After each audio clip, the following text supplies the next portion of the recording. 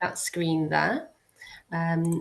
So good evening, everyone. My name is Yasmin Moore. I'm a Paediatric Registrar, and as Maria mentioned, I have been leading on the development of these good practice service delivery standards. And I'm really excited that they've all finally come together, as we've been working on them for quite a while, and just excited that they're published and that we can finally share that with you. And very grateful that there are so many of you joining us on such a sunny evening as well. So what I'll do is for the next 20 or so minutes is just introduce you to them on behalf of the wonderful wider group from the ICHG advocacy group who are all listed here. And the majority of them on this call, so if you've got any questions, you can pop them into the chat and as Maria said, potentially can answer them as I'm going through, or we can cover them at the end. So just an outline of what I'll be covering. So a bit around the context for the standards and why they're needed, then what they're intended to do and also how they're structured and what exactly is contained within them. I'll talk about the development process, and then we'll come on to, as Maria mentioned, some other speakers to show how the standards have been and how they can be put into practice. So this guidance is published by ICHG and they're also available through the RCPCH webpage. The bridge page for RCPCH is called Children and Young People Seeking Asylum and Refugees. So if you're ever in a hurry and you need to access them, then you can just type that into Google and you'll find them. For now, we've got the QR code up on the screen and we've also popped the link into the chat. So please do feel free to have them up as we go through, and they'll be on each screen as well if you do lose them.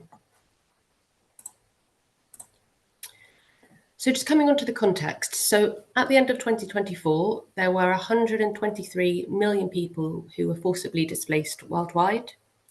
And despite those under 18 being less than a third of the global population, they made up over 40% of all displaced children. So that's a significant overrepresentation within this population.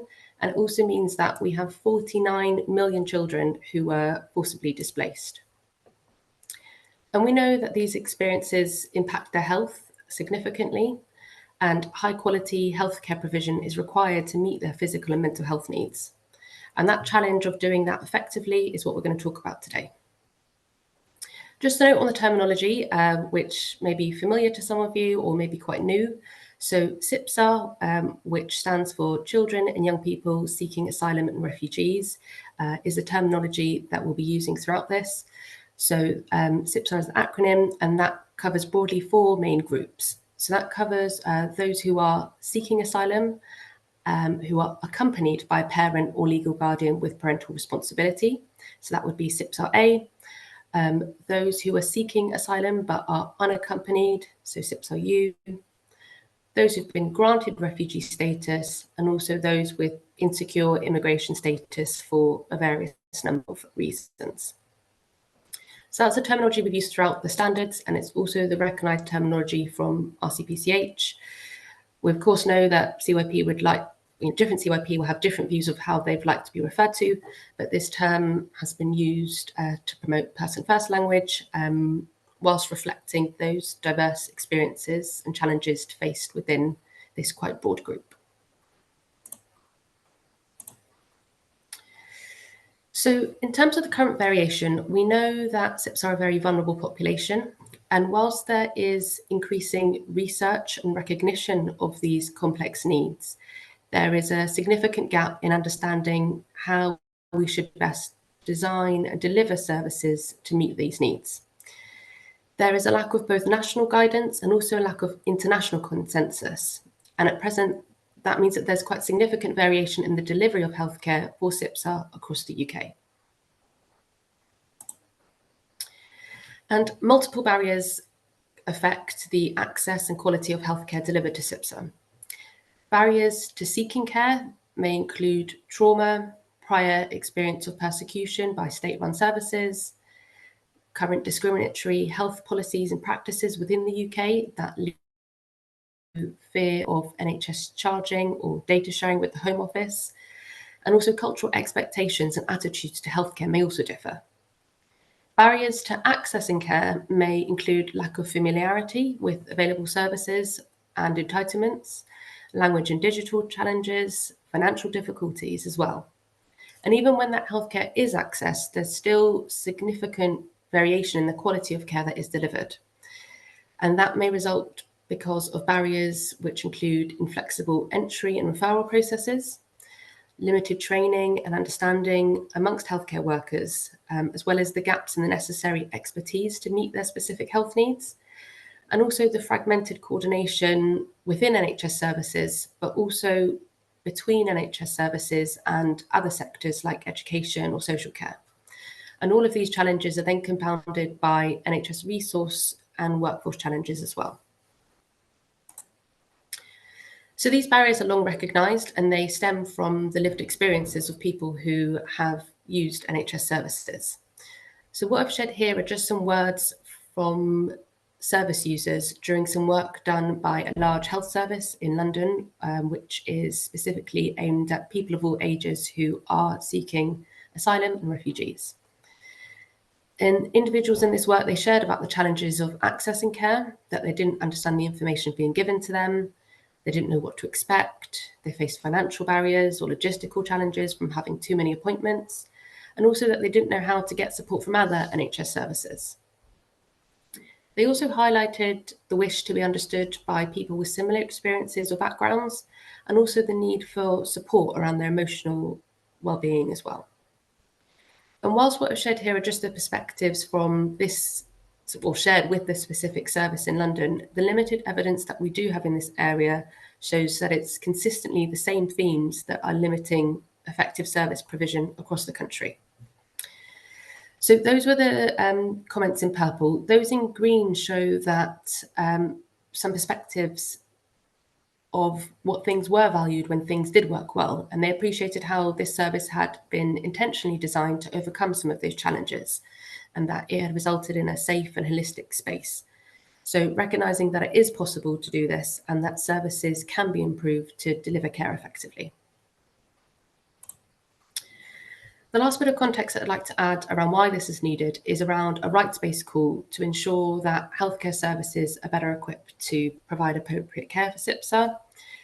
The UN Convention of the Rights of the Child, which was ratified by the UK in 1991, establishes every child's fundamental right to health without discrimination. And as duty bearers to these rights, paediatricians and other healthcare workers are obliged to ensure that these rights are fulfilled. So moving on to the next section, which is around explaining what these standards are designed to do and what's in them. So overall, the aim is to promote equitable access to healthcare and minimise unwanted variation.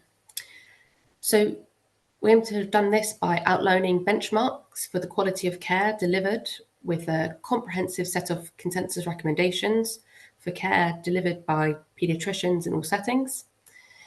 We want to apply an approach that supports healthcare providers to fulfil that obligation to uphold this group's right to the highest attainable standard of health without discrimination. We also recognise that services will vary in the type and the extent of changes required, including potentially additional commissioning commitments to achieve these standards. And therefore, we want these standards to serve as a practical tool for discussions between healthcare workers, service planners and commissioners to advocate for the high quality care.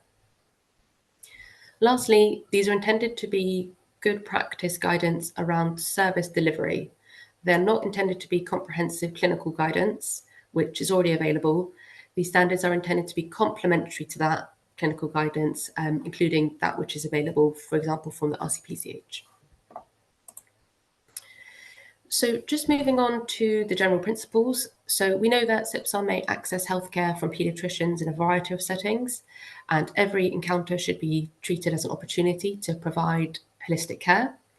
So these standards are structured into 3 settings. So there's 3 separate documents, which are all quite similar, but have some slight changes to ensure that they're specifically relevant to that setting.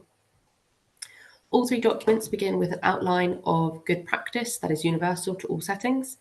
So those are around supporting access to care. So this touches on some of the various barriers which we covered, and some considerations of how to practically support that. So for example, with travel reimbursement or with the NHS low income scheme, which entitles recipients to free prescriptions, free dental care. Secondly, identifying and addressing health needs. So this touches upon some general principles around centering a trauma-informed approach, centering the voice of the child, and some practical approaches to ensure consistency and, or rather, continuity and coordination of care to avoid a fragmented approach. So, for example, good documentation practices or centering the GP for all onward referrals. We also have a section on language communication interpreters, and this section talks about best practices when using interpreters and how to ensure that sense of safety is maintained for both the service user, the healthcare provider, and also the interpreter. The final section in the key principles is around confidentiality, which this section, of course, highlights the appropriate practice around seeking consent and sharing information. So just coming on to exactly what is within the standards. So they are structured broadly into essential, desirable, and aspirational sections.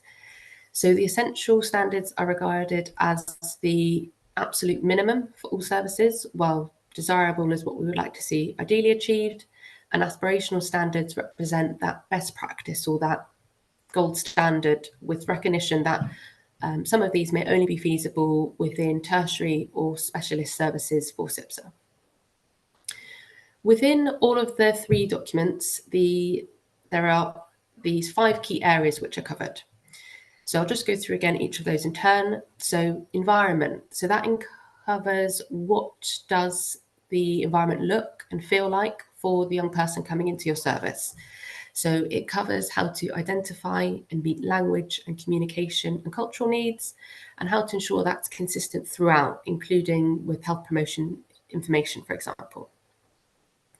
Access to services. So how does this young person access your service and also the wider services? It covers practical support that your service could provide if this young person isn't registered with the GP or is struggling to access other services like the optician or the dentist. Talks about how to document and refer to wider services in a best practice way, and also within your service specifically, how to support families to access appointments in the best way.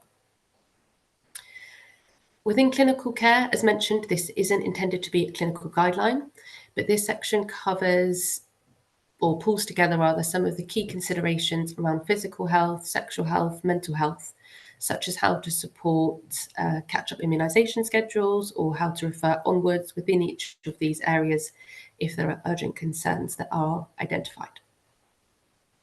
Safeguarding, so this section promotes best practices around following local and national guidance and referral mechanisms for all forms of abuse, including FGM and modern slavery.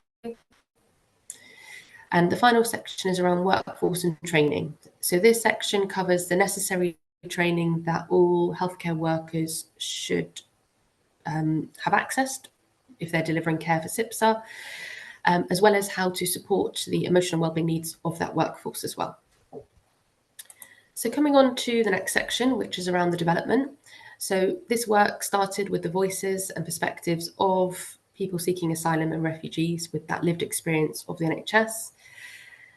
So that comes back to this sort of slide here and around these comments that were shared, and again, the feedback that was shared about when things did work well as well. So after this has been understood, this has been iteratively worked up by a group of ICHG advocacy members with various backgrounds, including general paediatrics, specialist paediatrics, GP, public health, and also includes those who are clinical leads of different health services for people seeking asylum and refugees across the UK. This has then been peer reviewed by clinicians across all settings who work in outpatient, inpatient and ED settings in both district general hospitals and tertiary settings to ensure that these are relevant and can be applied across multiple settings. It's also undergone some review by those with expertise in FGM and mental health services as well to make sure that our recommendations are aligned with best practice. It was also peer reviewed by RCPCH speciality groups, so that includes the RCPCH Migrant Health Reference Group, who shared some valuable insights, as well as some leads within Doctors of the World who provided their feedback also. The final document has been ratified by the RCPCA Child Protection Standard Committee and, as mentioned, is now published online. We have also published a review article which covers the wider context and again introduces the standards, and that's been published in the Archives of Disease in Childhood, and hopefully one of my colleagues can pop that into the chat as well, because I forgot to add a reference or a QR code to that on the slide. We also have ongoing review from CYPSAR into this work, and we expect to have further updates of this work from this. And we also expect updates that will stem from the outcomes of complementary work. So that might include initiatives such as a new NIHR-funded study that will be exploring interventions to minimise inequities, and we'll be hearing from Sarah and Michelle about this a bit later on. So just moving on to the next part, which is around application. So as mentioned, these standards are for use by all paediatricians in whatever workplace they care for CYPSAR. All workplaces should have a named inclusion health champion. They may go by some other name, but someone who is a lead for supporting the implementation of these standards. And within that, I guess it's critical to also recognise that by improving accessibility for this population, you're improving the accessibility and quality of care for all patients that we care for. So this should be seen as vital work to ensure an equitable service for all. As mentioned, we expect to see some evolvement of the standards with time, depending on different research and evaluation outcomes. We also hope that an audit toolkit may support some self-assessment, so national audits of similar intercollegiate service delivery standards. Notably, there have been some for care that's delivered in secure settings, and also some standards for child protection medical assessments. And the findings from audits of those standards have provided quite valuable insights into patterns of delivery of care. We also aim that these standards should be endorsed and adopted by statutory organisations and bodies with significant influence over care delivery, including regulators. So that is something that we will also be following up on. Just coming on to my last slide, which is that as well as these standards, we recognise that there needs to be considerable action in other areas to advance equitable care for this group. Firstly, we need to ensure collaboration and partnership working with service users. So this means meaningful engagement with people with lived experiences in the design, the development, and the evaluation of different spaces, different policies, and different practices. And secondly, we need to develop services in a way that works for those who use it. So we should have better coordination between services as a single, seamless, integrated system. And service planners and commissioners, we hope, should ensure that there are clear pathways between primary, secondary, and tertiary care. But as well as this coordination, as mentioned right at the start, we also need better coordination between the NHS and with social care, education, local authority, and also VCSE organisations. And these better approaches are likely to come from joint working, training, and funding, which will all help to strengthen this integration. Lastly, as I mentioned at the start of this work, we have increasing understanding of the health needs of CYPSAR, but only limited research into the experiences and outcomes of their healthcare. And it's great that we'll be hearing later on today from some updates from this working in this area, but we know that there is still so much more to be done. Crucially, we need much better collection and linkage of data to guide commissioners, policymakers, and researchers. And lastly, we also know that official data sources often don't quite capture the diverse experiences of CYPSAR. So we must ensure that we have culturally appropriate methodologies in our research going forward too. So that's my final slide, and I will hand back to Maria to introduce our next speaker. Thank you so much. This is a wonderful introduction and exploration of the journey through these standards. And this was Dr. Yasmin Moore, who is a Paediatric Registrar, who has led the writing up and development of these standards. Our next speaker is Dr. Alison Ward. She's going to just, who is a sort of consultant pediatrician working in London and named doctor for safeguarding and children looked after within Camden, and is one of the clinical leads in the Respond team, which is a team which provides complex care service for people seeking asylum and refugees. So this is a comprehensive service. I'm sure Ali can tell us a bit more about that, not just for children, but for adults as well. And Ali's going to talk to us about a case and show us how these standards can be applied in practice and what does it mean to have some standards to help us in our day-to-day work. I can share your slides. Hopefully will work. Thank you. No problem.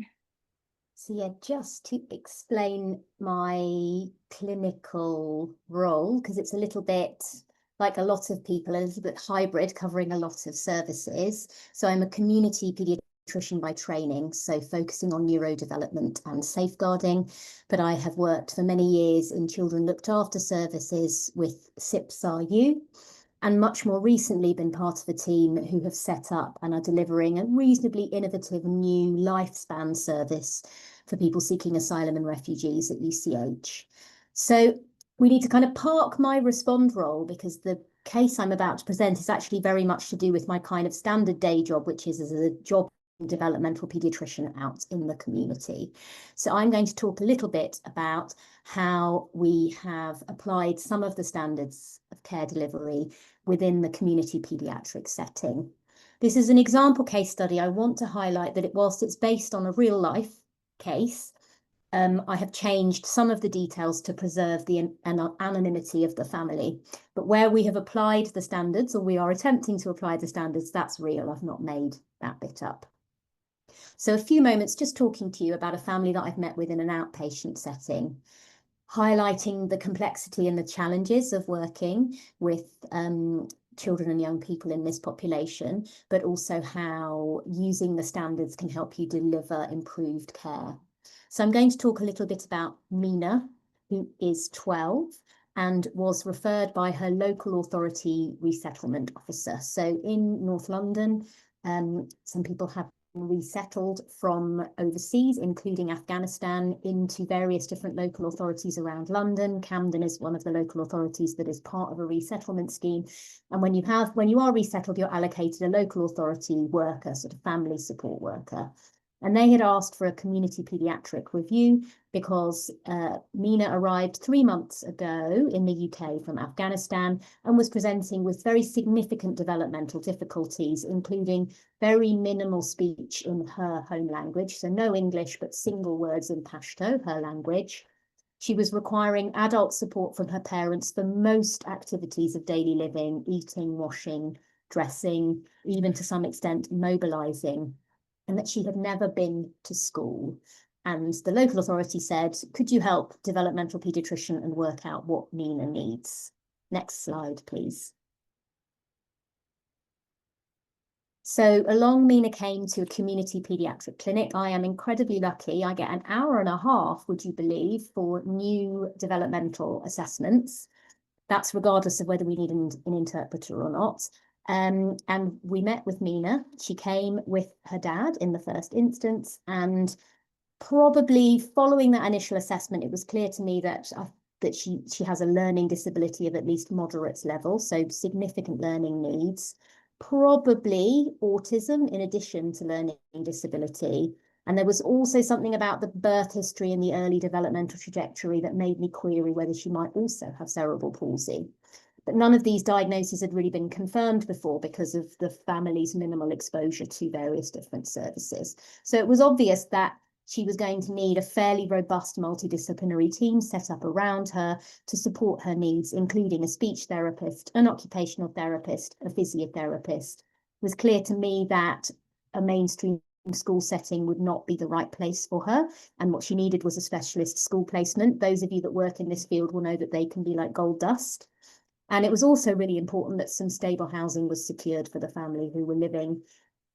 She wasn't the only child, there were several other siblings, and they were living in a very small flat. So next slide, please. when I was managing this family, what elements of the standards when I looked back and I looked through what we had done, where were we meeting the standards and how did we go about doing that? So that first standard at the top is talking about use of interpreters. This is a desirable standard from the set of outpatient standards. And it's something that I try and do routinely now, is very carefully record the full name, the reference number, the agency, and ideally the contact details of an interpreter. So if I get to the end of an hour and a half consultation and it's clear to me that a really good rapport has been established between the interpreter and the family, I've got that, they've got their details saved, so that when they come back and see me, we can try and request the same interpreter.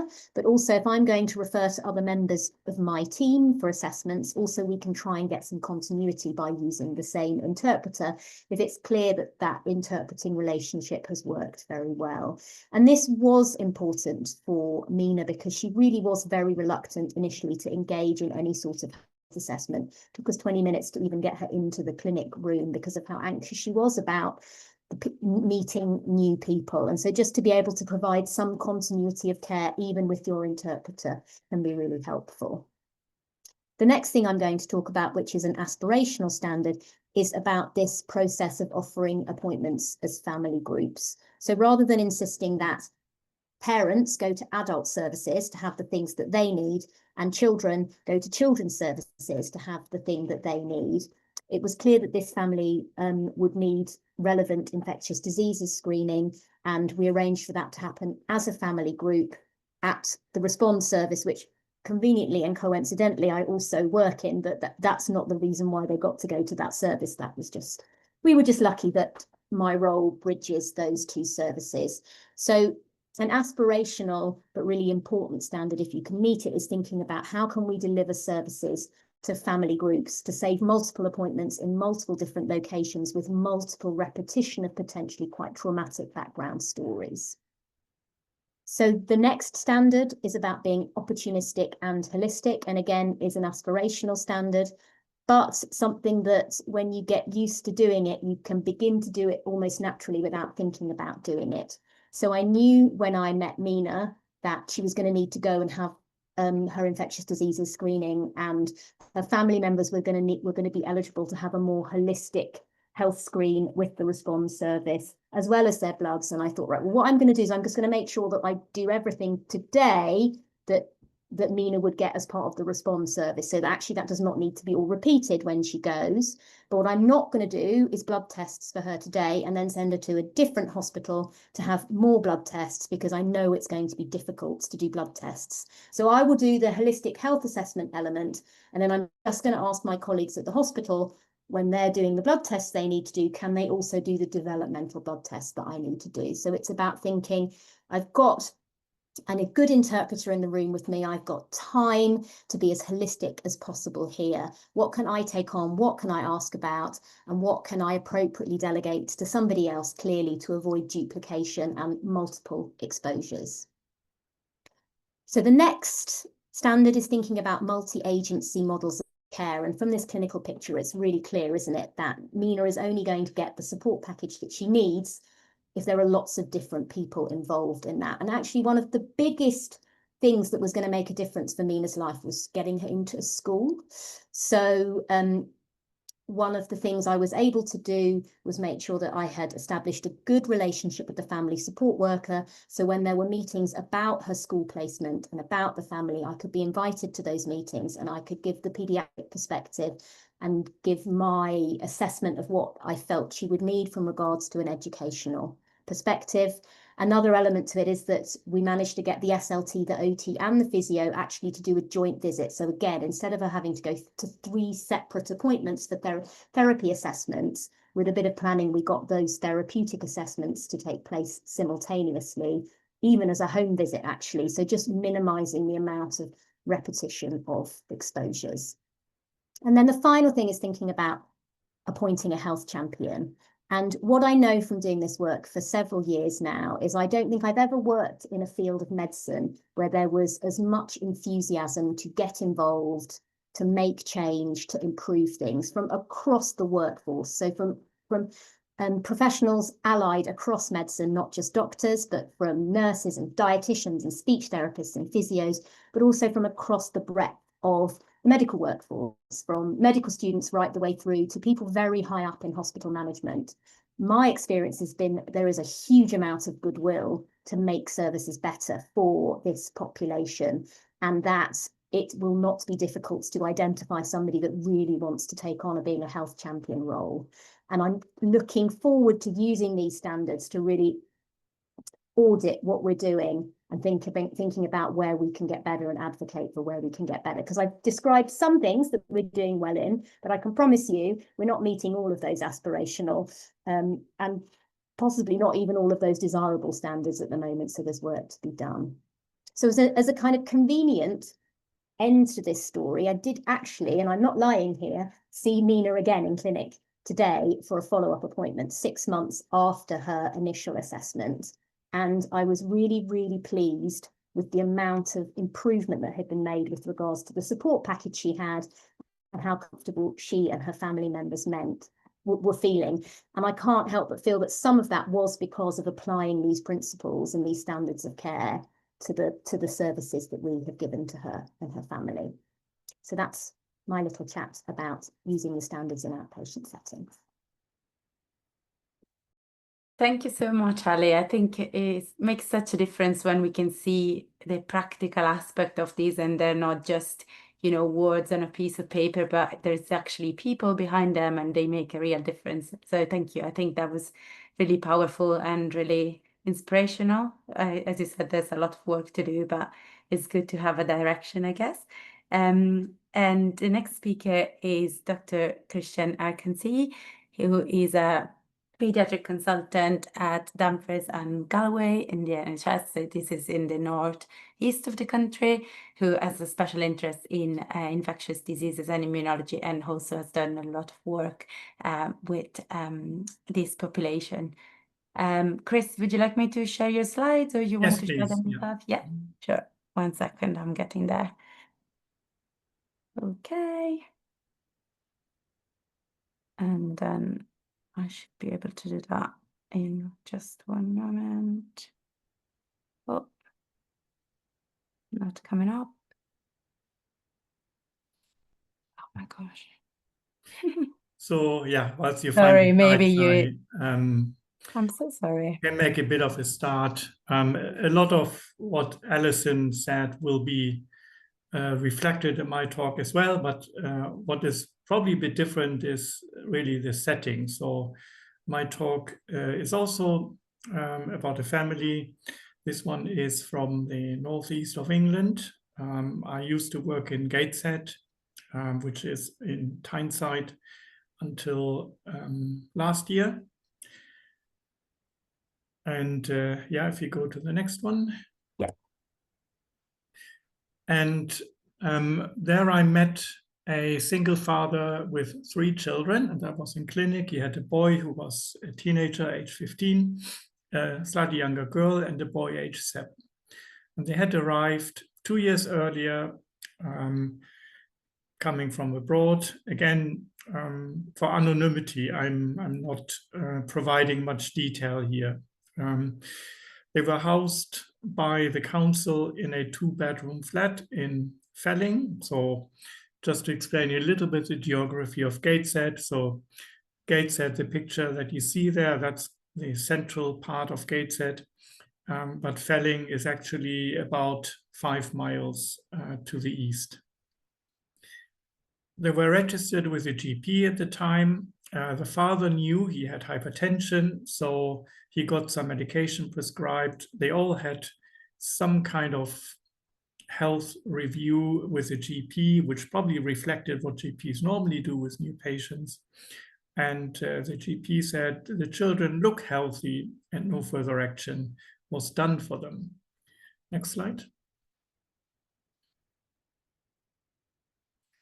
So then the family attended Corpus Christi Food Bank. As you can probably see from the area here, so that part of Gateshead is a quite deprived area. And this is actually where most of the refugees live, and which is about 7-8 miles away from where the family lives, so it was quite difficult for them to get there. And a volunteer there notices, who has actually a health background, it was a previous school nurse, she felt, oh, the youngest child looks very small. And this volunteer then gave the contact information to the refugee clinic that I was running at the time in Gateshead Hospital. Next slide. So then the family was connected to the GP practice. And this is 2nd Street GP practice in the same area of Gateshead where the food bank is, called Bensham. And again, as you can see, this is not a high-flying, well-off area. And I handed the contact to the GP because that was one problem I faced in the clinic. I could not take referrals directly from organizations like housing providers, councils, etc. And the GP booked the family into a clinic for a 1-hour family clinic appointment, which actually was shared with me. So Alison was mentioning that kind of family appointments. So we have actually realized that in Gateshead. Next. So just to give you a little bit of a background. So the hospital clinic was actually the first thing that evolved. And that was actually just me coming with some experience of doing humanitarian work in refugee camps abroad. And then recognizing that we had a lot of refugees in Gateshead who had very little access to healthcare. And I agreed with my clinical lead to do what we called a pilot clinic. And we just converted a general pediatric clinic. And none of that was commissioned in any way. That was just an informal arrangement. And then that became from once a month to twice a month. And the referral pathway that was accepted at the time came through the TB service, because our TB nurse is a NHS health professional who has a right to refer patients. And she was notified by the Home Office of all new arrivals coming from a high-risk TB country, which you can say applies to the vast majority of all refugees and asylum seekers. So she then referred patients to me.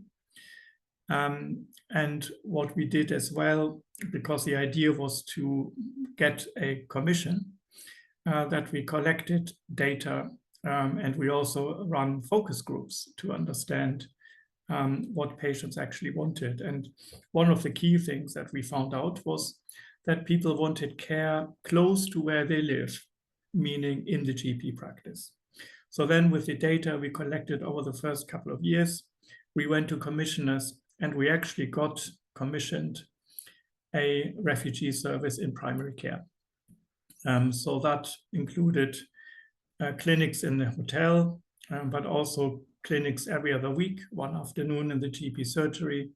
And some of these were the joint family clinics. The practice also became a member of the Doctors of the World Safe Surgery Scheme. And it was set up in a way that the practice was the kind of center practice for Gateshead to do refugee assessments. So other GPs could actually refer there. Next. Sorry, that was a bit quick. Yeah.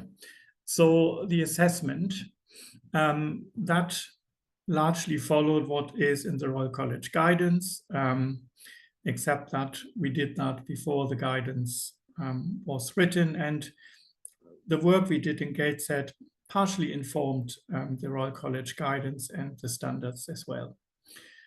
So it included detailed history, focusing really on what are the concerns of the family, past history. So a lot of that is very much about what we would do for any patients. But we explored a little bit the travel history and explored some mental health aspects, although being careful to do that in a very trauma-informed way. So this consisted mainly of building trust and kind of passive listening to what people had to say. And we would kind of never ask direct questions, but we actually had a lot of things told to us. When it came to examination investigations, we did the anthropometrics, and we found that is very important because we found a lot of children who were chronically malnourished, stunted, and underweight. With regards to mental health, we did the SDQ questionnaire. We noted down psychological symptoms. We noted passively down any ACEs that were disclosed. We explored some risk and resilience factors within their current life in the community. We did a clinical examination. And then, same as Alison, we tried to do all the blood tests in one go. And that was often the same day as a clinic, so they wouldn't have to come a second time. And we did that with some really fantastic pediatric nurses and play specialists. And we usually got all these things, which is some baseline bloods, a nutritional screen, and then all the infection screens. Next. So with regards to guidance, at the time when we started, there was the Public Health England Migrant Health Guide, and then the paper which is on your right, which is actually a huge piece of evidence-based guidelines that was developed in Canada for the state-run migrant health service. So Canada is one of the few countries who has a very well-funded health service for new arrivals, not just refugees and asylum seekers, any kind of migrants. And that has been a fantastic resource, although it has become a little bit outdated now. And then in the middle, the Royal College guidance and the standards. Next. So challenges that we find, obviously access and referral pathways into a clinic like that, but also into other services and other kind of therapeutic support, including mental health. And we found the NHS is not really something made for inclusion. There is a lot of silo working, and very difficult to overcome care levels and different systems. Resources for extended consultation times. So in our GP practice, that was commissioned. So we had 1 hour appointments for families or also individuals, but normal GP practices would not have that. And even in the clinic that I did, it was very difficult to argue to have 1 hour appointment slots. Healthcare workers' awareness and expertise. Alison mentioned that as well. So many people feel overwhelmed and are not really sure how to approach that. So the guidance that we created will hopefully help that. But I think there is also scope for perhaps local or regional guidelines or something like an advice and guidance service from people who have the expertise to clinicians, either in primary care or in secondary care. Fragmented system, I already mentioned that. And then also a bit of a lack of focus on long-term sustainability. So one of the projects we do is a little research project trying to understand the health behavior and healthcare usage of refugees and asylum seekers to show that actually if they have an early assessment and if health problems are tackled early, that is more sustainable than preventing access and then having to pick up the pieces later on. A lack of focus on outcomes and on prevention. So that includes a perspective of what I often call intergenerational health, or trying to integrate the concept of the first 1,000 days. Next. So back to the family. So when we saw them in the joint family clinic, we found that they fled from military and gang violence in their home country. The father not only had high blood pressure, he also had type 2 diabetes and hypothyroidism and felt very depressed. His son was quite obese, he had asthma and PTSD type symptoms because in his home country, the gangs threatened him and tried to get him to join the gang, which was eventually the reason why they had to leave the country. The daughter had very heavy irregular periods and iron deficiency anemia as a result of that, and all had micronutrient deficiencies and lacked vaccinations, and none of these things were addressed. Then coming to the very small boy, he was indeed extremely short. So I gather you're all familiar with the concept of Z-scores. So this is the standard deviation on a growth chart. And that was minus 4.6. So that is extremely short, although his weight for height and BMI was normal. And this might be the reason why the GP didn't recognize the problem, because he didn't look thin. He was just very small for his age. He had selective mutism, a very restrictive diet. He would essentially eat only a special type of soup from his home country, which his dad struggled to prepare. There was some concern about autistic features, which did not come from the dad, but came from other professionals around him. When we assessed him, he had low growth hormone levels and severe micronutrient deficiencies. But what was interesting, the endocrinologist wasn't sure whether that is a primary low growth hormone or a secondary low growth hormone due to his poor nutrition. He was very attached to his mother, who had to stay in his home country. And the question whether the trauma led to these behaviors around eating was difficult to establish whether he had these features before, and he probably had. His SDQ was described as normal, and we question a little bit what was the father's perception about what was normal of his behavior or his health, and whether it related to culture in some way. And he had a very high level input from camps and other tertiary services. And so far, we have not completely got to the bottom of things, but this illustrates one of the things where it often needs time and quite a few appointments to actually understand things better and build trust with the families and then put the right support around them in place. Next. Yeah, I think I stopped there as well. Thank you.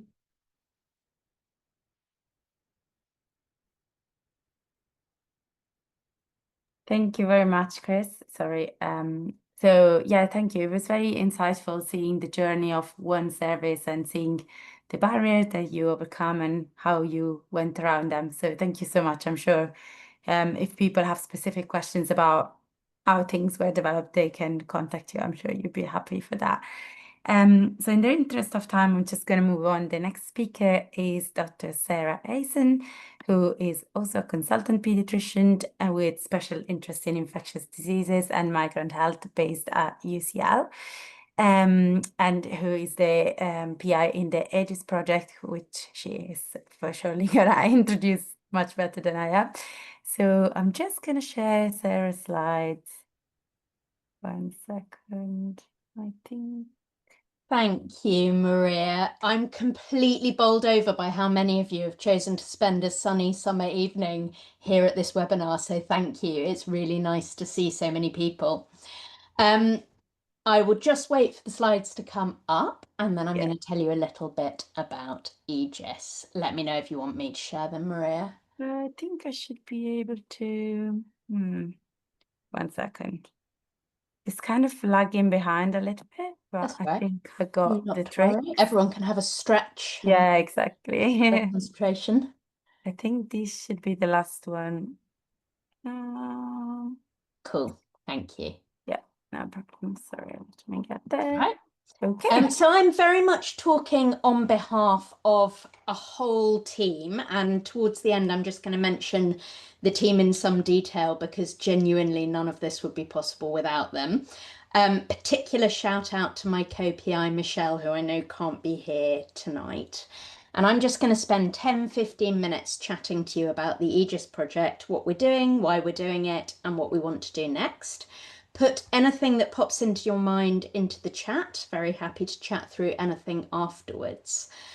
I guess the context for this was very much set by Yasmin in her first introduction, which is that as we were developing the standards, what became completely clear to me, and I think to all of us, is that there are so many pockets of good practice all over the country and beyond in this space.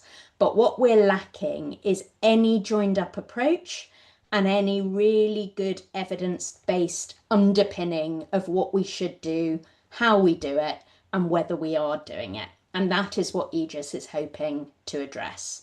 So at the moment, we're in a development phase. We're funded by a program development grant for the NIHR, and that's for 18 months. But we're very much hoping that this is going to be the foundation of a much bigger, much longer program of work. Next slide. So I don't really need to go through this again. I think you're all here because you know that CYPSAR matter. There are lots of them. There are only going to be more of them. I suppose the additional element I wanted to mention is that CYPSAR are not the only marginalised group of children in the UK, but they are a really useful exemplar of a group of kids for whom we don't quite get things right. And I guess one of the principles underpinning AEGIS is we want to work with CYPSAR, but with a view to a much wider inclusion health and health inequalities lens, thinking how can we learn how to do this better? And then how can we take that learning into different groups of children and young people? Next. So there's far, far more that we don't know than that we do know about CYPSAR. We have our own experiences, and we've just heard from Ali and Chris, two fantastic examples of great practice. But really, there's a lot we don't know. We don't know the outcomes for these kids certainly not at a national level. We struggle to find them in national data sets. Even at regional or local levels, most of the initiatives are very much grassroots. We all struggle with resources. We don't all manage to collect the data that we would wish to.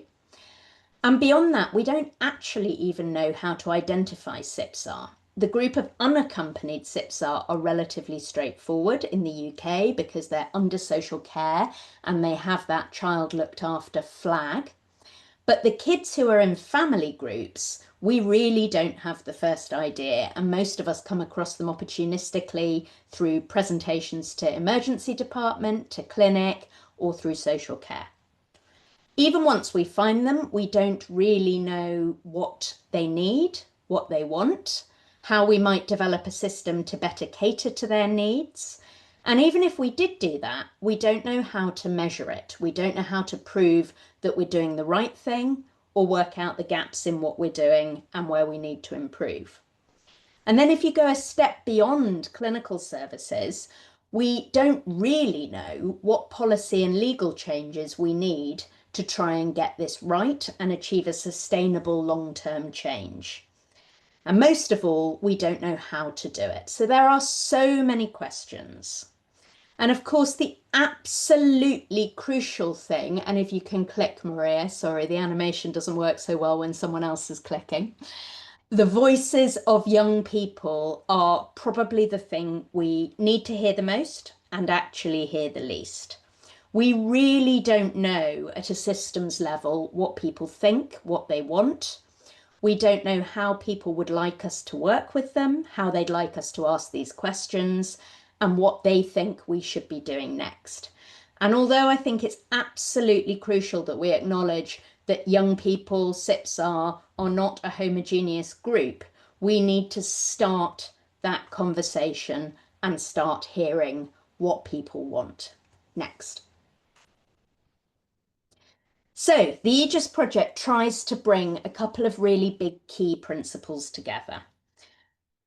First thing is that we don't want to limit this to health. Going back to Yasmin's point about silos and Chris's point about how things don't join up and Ali's point about how you have to engage about 15 million different people to get anything done, we want to work cross-sectorally. So we want to engage health, but also education and social care, and try and achieve a change not only in what we do, but in the policy that underpins it, because that, we believe, is probably the only way to get A, sustainability, B, an evidence base, and C, and perhaps most importantly, the resources that we all need to do the work that we believe is important. And then moving to the right-hand picture, this is about having children and young people front, centre, right along the way. We should be doing everything with them, from conceptualizing to developing to implementing to sharing. And that's what we want to try and do. And this is a population that gets excluded from research, and often it's an exclusion that comes from good intentions. People feel that there are additional ethical challenges. There are challenges around informed consent because of barriers, vulnerability, lack of parents perhaps, language, and so on.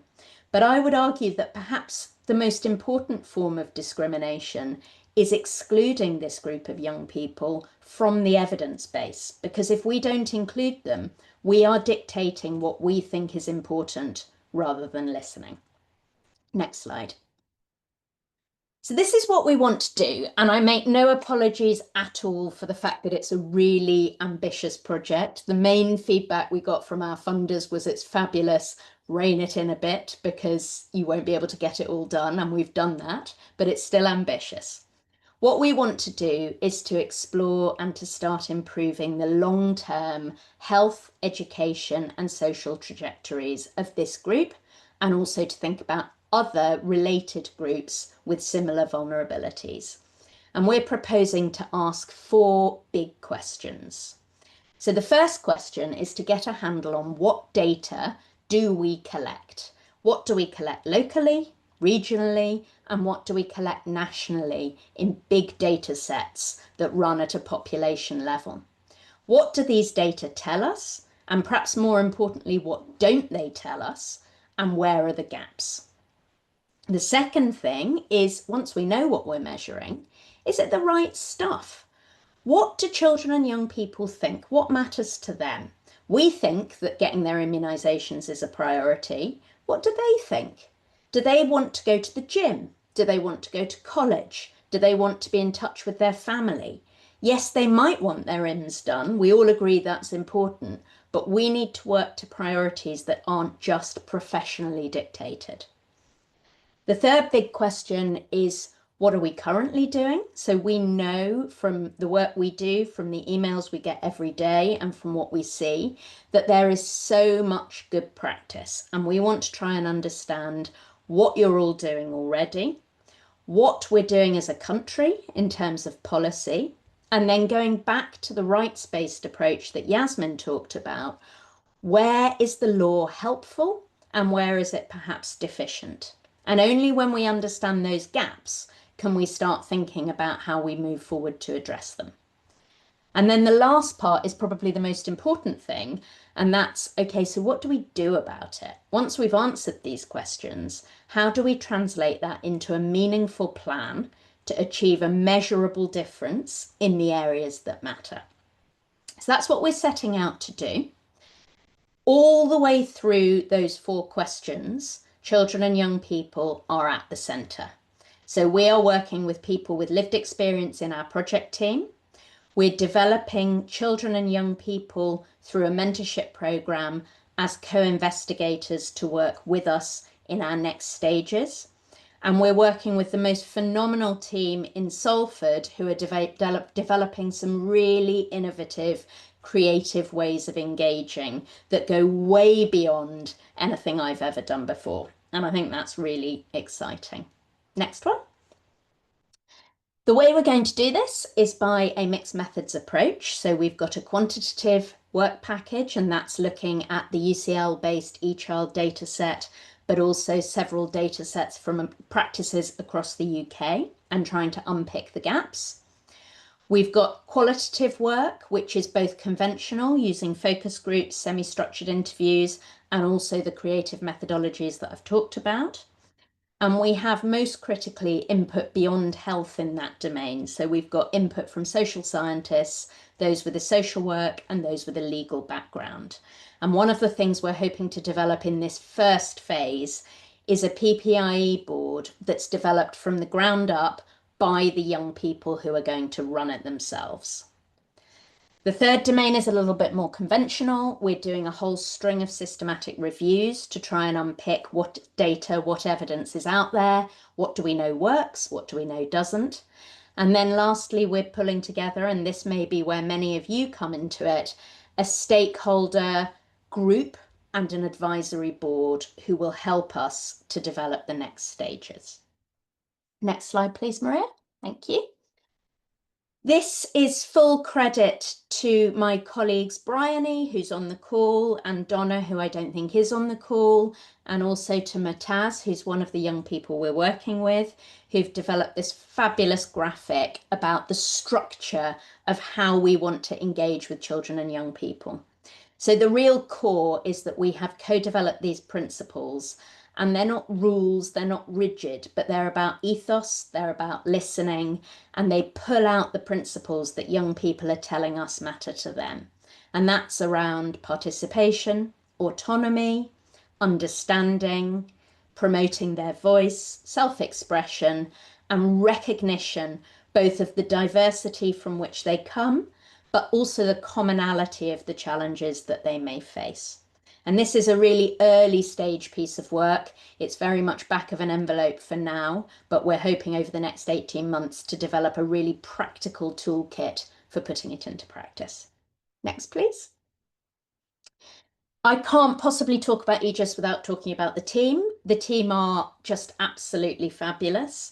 We have several paediatricians in London, in Manchester, in Salford. We have clinical fellows. We have Sophie, our fabulous research assistant, who I think is on the call.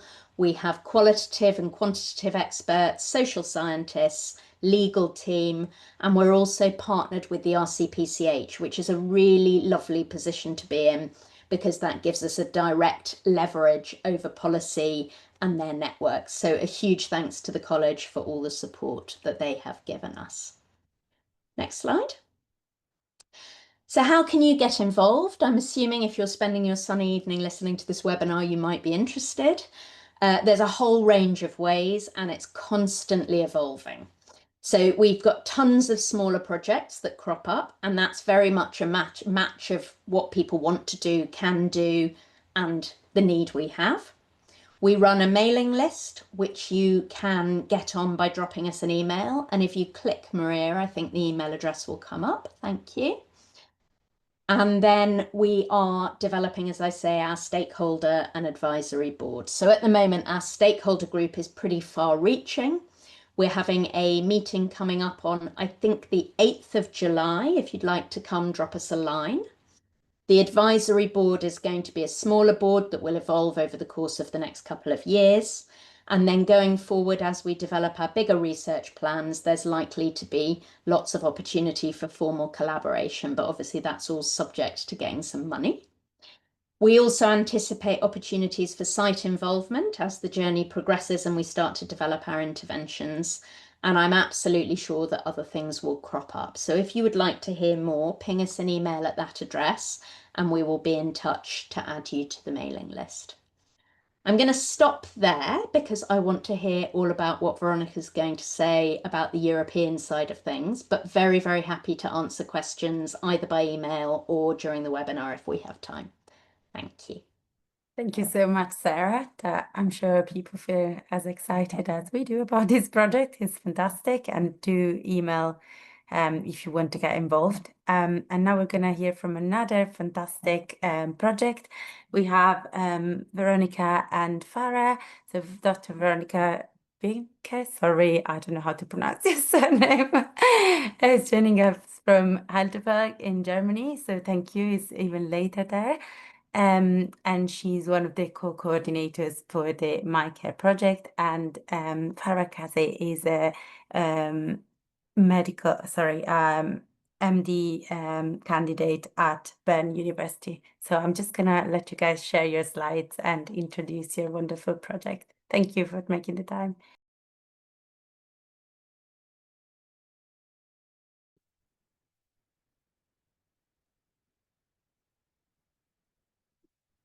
Vera, I think you may be muted, but we can see your screen.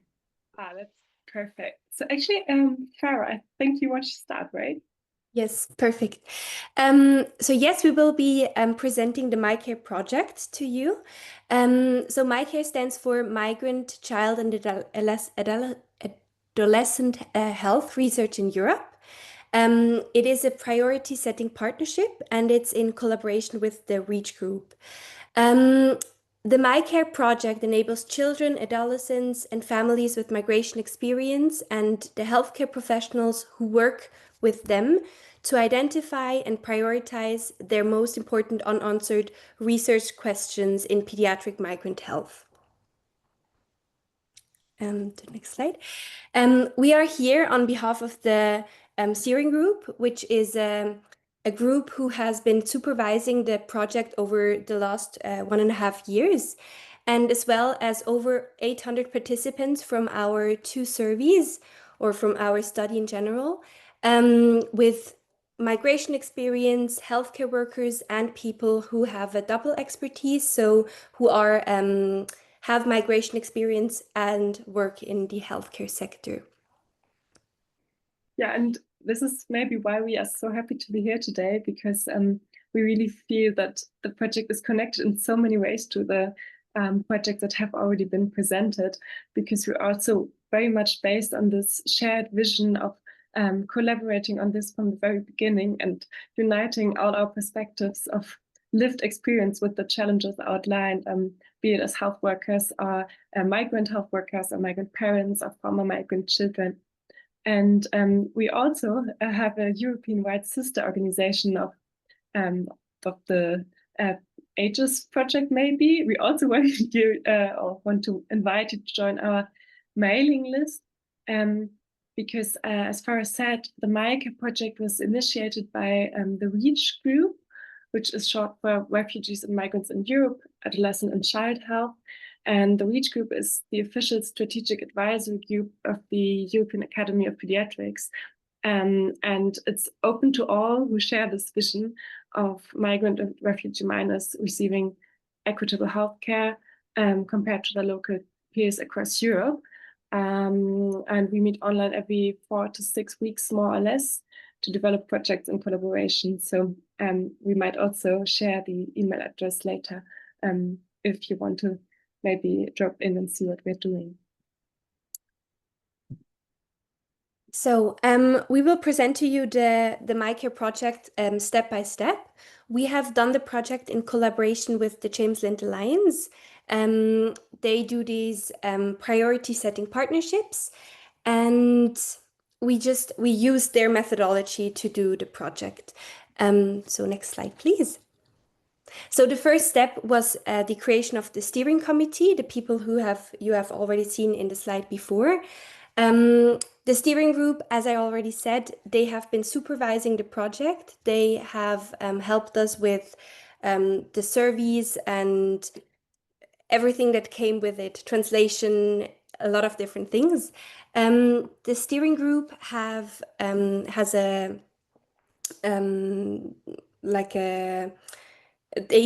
we have people with lived experience as well. We have people from the healthcare sector, and also here double experts.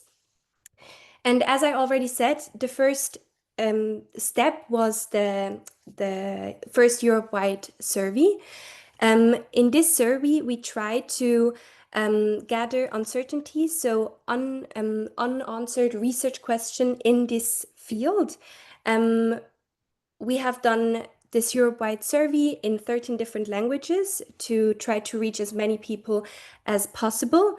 And within this, we have had answers from over 250 participants and over 1,100 inputs.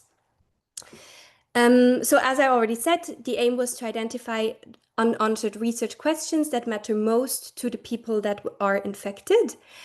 And the study was, or the survey was with just 2 questions. The first question was, what questions do you have concerning the healthcare of migrant children and teenagers in Europe? And the second one, what could be done to make healthcare better for children and teenagers who have moved to Europe? So as you can see, the questions have been really broad, and we have also included a video to explain the survey. We have put also some pictures into it so that it has been made really accessible for the targeted group. And we did receive, or we did reach quite a lot of people, even though we had no formal recruitment strategy and basically distributed it via our personal networks of the steering group and the reach group members. But as Farah said, in this first survey, more than 250 people responded and left their thoughts and ideas in different languages. And because we have these double experts who are both have both a professional and a personal experience with health and migration, we can say that more than half of the respondents were healthcare workers, and also more than half of the respondents have some kind of migration experience. And many really took the time to write long texts or lots of bullet points, so that in the end we were left with more than 1,000 questions, even though less than 300 people responded. I'm only going to show this very shortly, was the coverage that we reached. That you see that for many countries there were just a few people responding, but we are still very impressed with the number of countries that respondents are living in right now. Even though it's not representative at all, of course, it gives a glimpse into this diversity of living conditions, and we hope to then be able not to overlook any very important topics that may be specific to typical regions in Europe.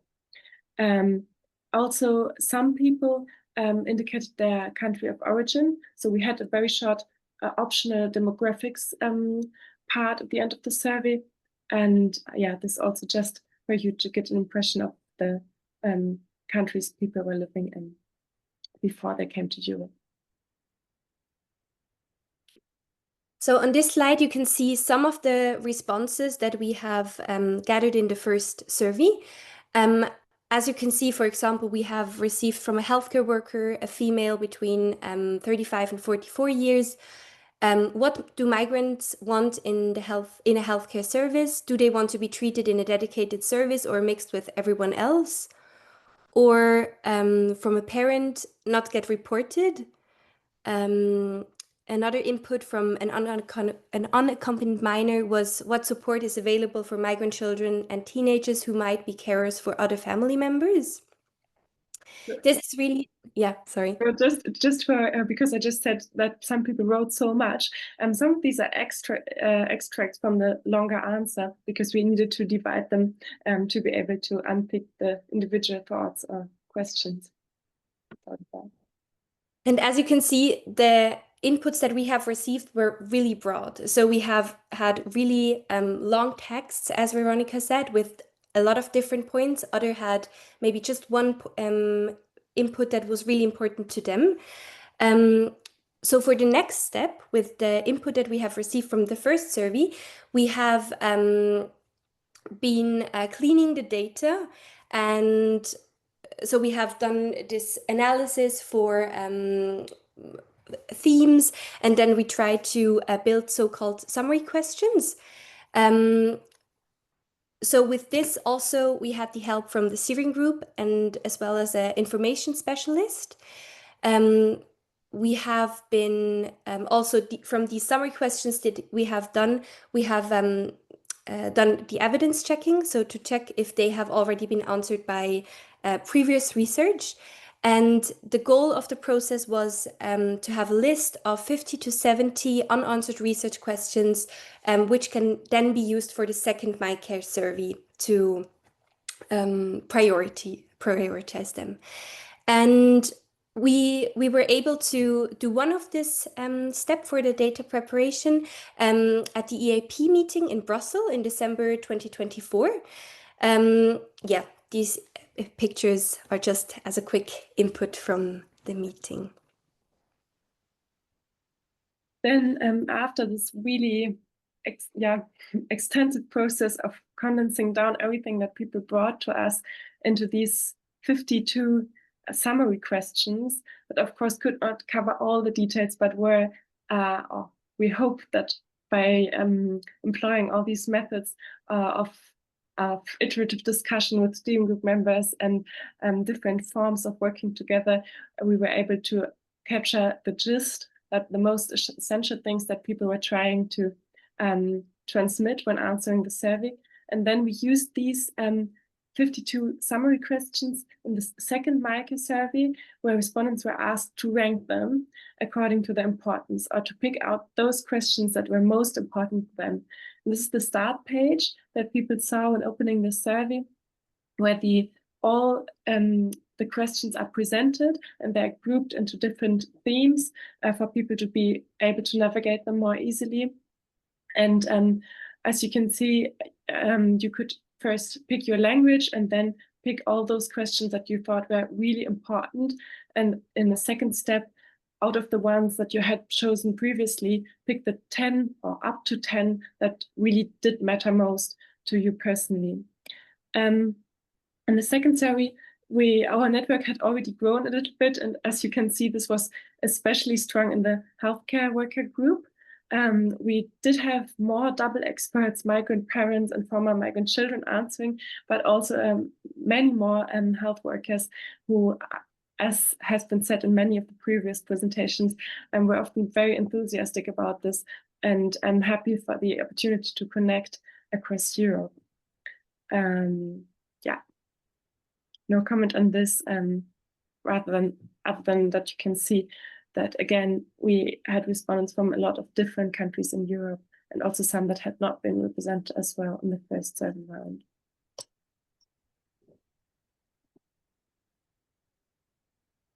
One detail that we wanted to share is the experience that we made with language and translations, because we really tried to make it accessible for as many groups and communities as possible, which is why we had language experts for all the offered languages who checked the automatic translations by hand, and then really discussed if the original meaning was still conveyed in the translations.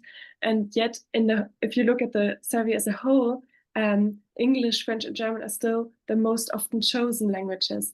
But if you look at the migrant people only, who are maybe those who have less opportunities to access this kind of service normally, the language distribution was already much more spread out, which really reinforces the impression that it was worth the effort of translating into many languages and trying to include this in all our discussions. And then if you look at the chosen language for the introduction video only, you see that the distribution is even more spread out, meaning that maybe some people did not understand how to change the language of the survey, which was technically a bit complicated, and we maybe did not do a good enough job to really get this message to all people who want to participate. We also brought some of the comments that people left in the comment field in the second survey, where they justified their choice. Because of course, in the first, we really were able to read from people's thoughts, or read what they wanted us to do research about, or want us all to do research about. But then the second survey, it was more a quantitative thing, where you had to really choose and justify why you wanted these questions to be researched about.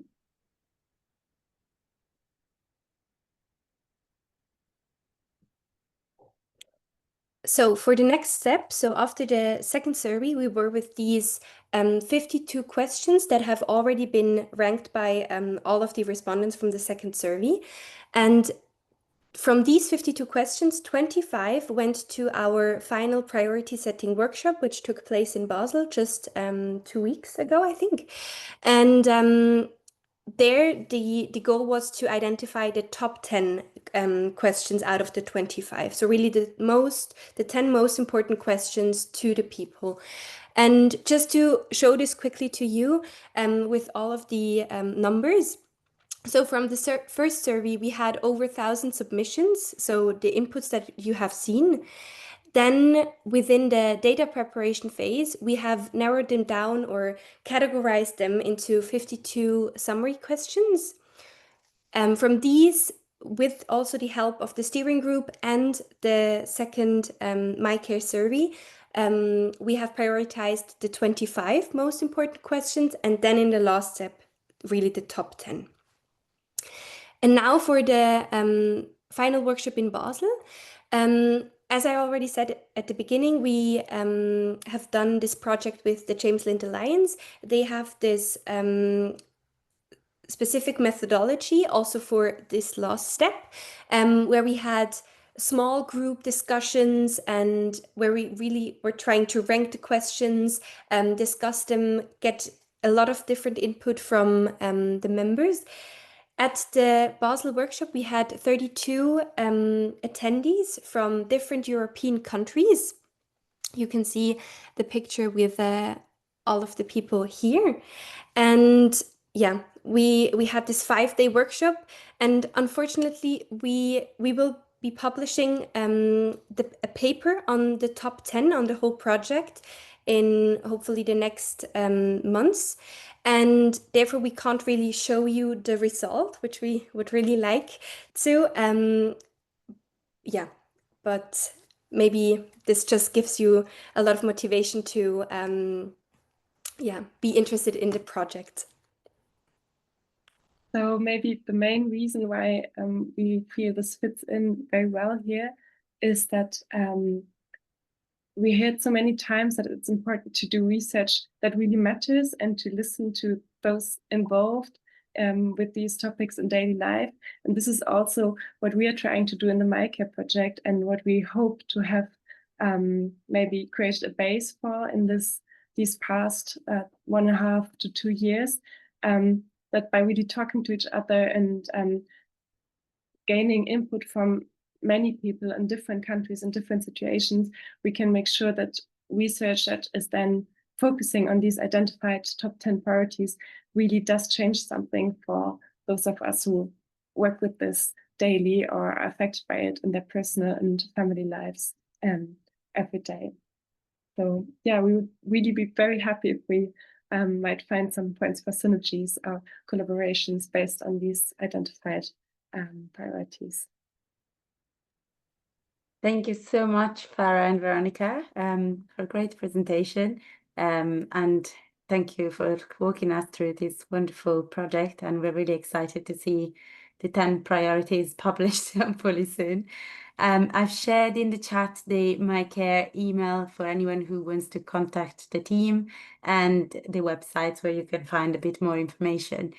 We are running a little bit short on time. I think the webinar will kick us all out at 5:30. So I don't think we will. Well, if anyone has a burning question that we can address in 4 minutes, please, or any comments, anything you want to share with these so many people that have taken the time to join, please raise your hand or just unmute yourself, and you can share your thoughts with everyone.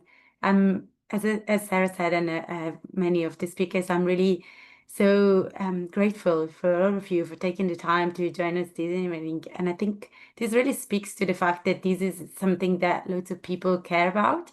And this is really inspirational to me and makes me feel that together we can probably change things and make things better across the UK and across Europe as well.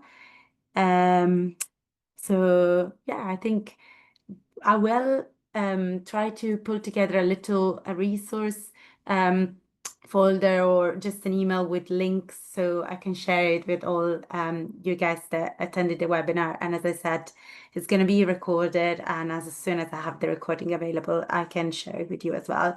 And it's going to be free to all to access. So please, if you want to share within your networks. Sorry, go ahead. Okay, I think that was just an unmuting.